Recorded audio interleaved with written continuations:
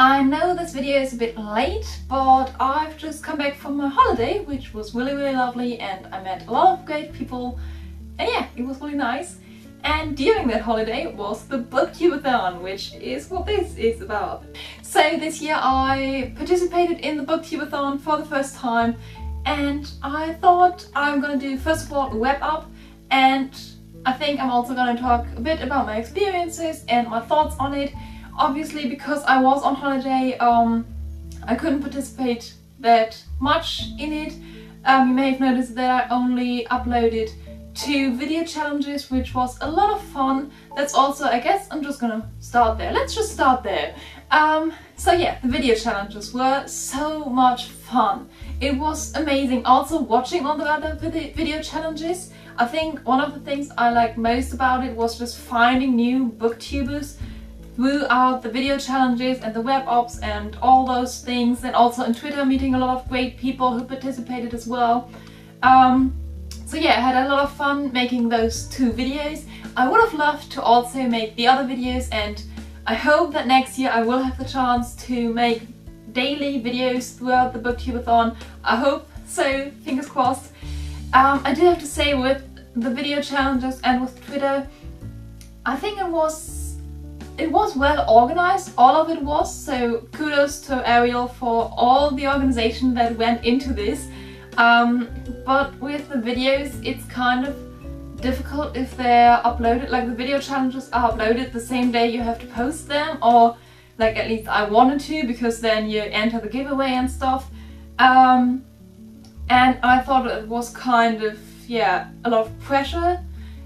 And also with the Twitter sprints, because there were sprints and giveaways and little challenges in between, and I wanted to see all that, I wanted to be part of all of that. I kind of read less during the reading sprints, so I think it is great for reading this week, but it kind of also, yeah, there's a lot else that I felt I needed to do that kind of kept me from reading as well, if this makes any sense at all. So yeah, that's kind of my thoughts on it. Please let me know if you've participated, what you thought. As I said, it was my first year participating, and I didn't get to be in it that much because of my holiday. So I'm hoping that next year I will be free that entire week, and I can do all the reading and all the vlogs and all of that. Also, I really love the reading vlogs, like I really hope I can do that next year. But on to the kind of important part of BookTubeAthon, the reading.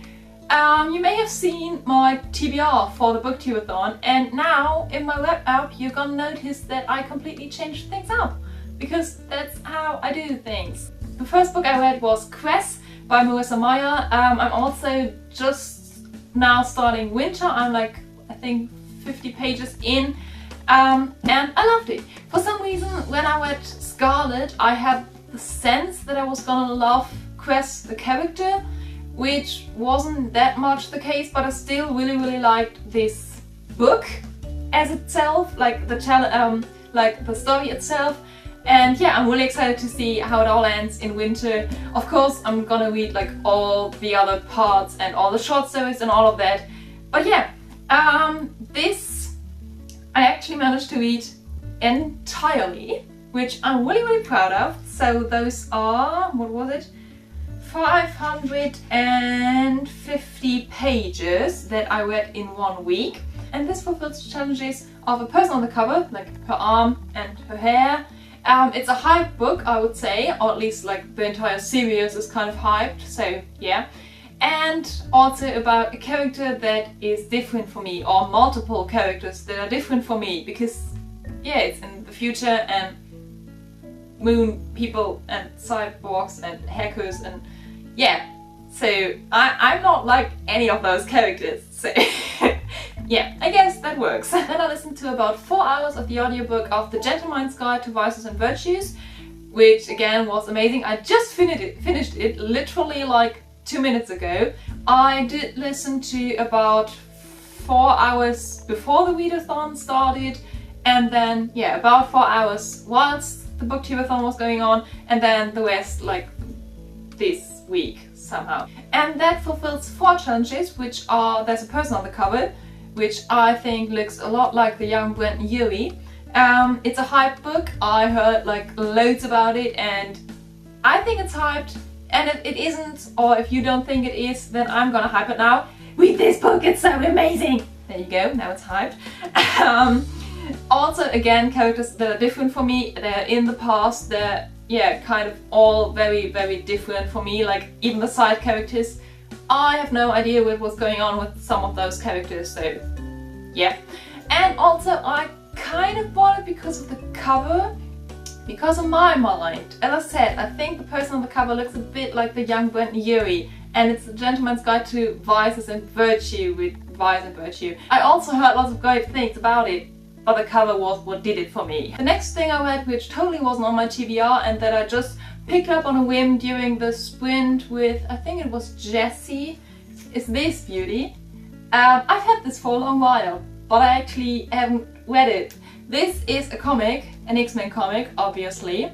And yeah, I'm going to tell you a bit about it when I talk about the challenges. So I only read this one comic, and obviously comics are mostly part of a series, so I had no idea what was going on because this was somewhere in the middle, so it wasn't that much fun. But we again have a person on the cover. You could argue that X-Men in general are hype, but I'm not gonna count it for that. Then I read this in one day. I read this in 1 hour to be exact. Obviously, like, it's really, really short.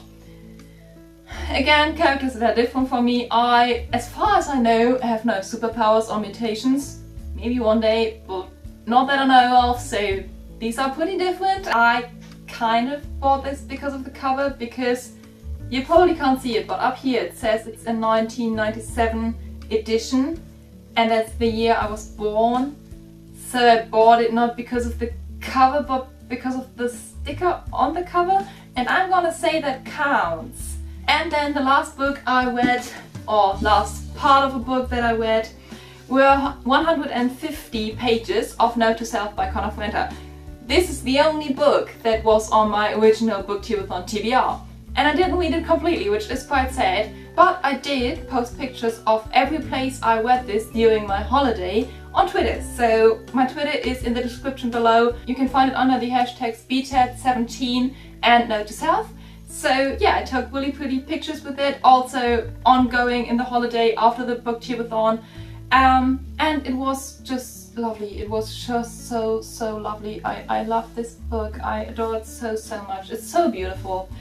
And yeah, this fulfilled the challenges of a hype book, I guess.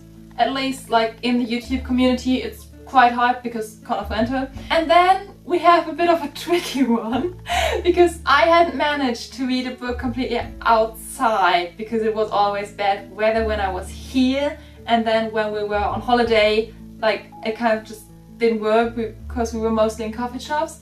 So what I'm gonna do is I'm gonna count this, because I know I'm gonna count this as a half of that challenge, because I know I didn't read the book completely, but what I read of it during the BookTubeAthon, I did read completely outside of my country. Does that count? I'm making things up right now. I kind of succeeded. I mean, I didn't read 7 books, but I kind of succeeded for my first year. So yeah, that's my BookTubeAthon wrap up. If you've participated, let me know in the comments down below. Also, you can link me all your wrap ups and vlogs and all that stuff. I'm going through all of that right now and it's so much fun.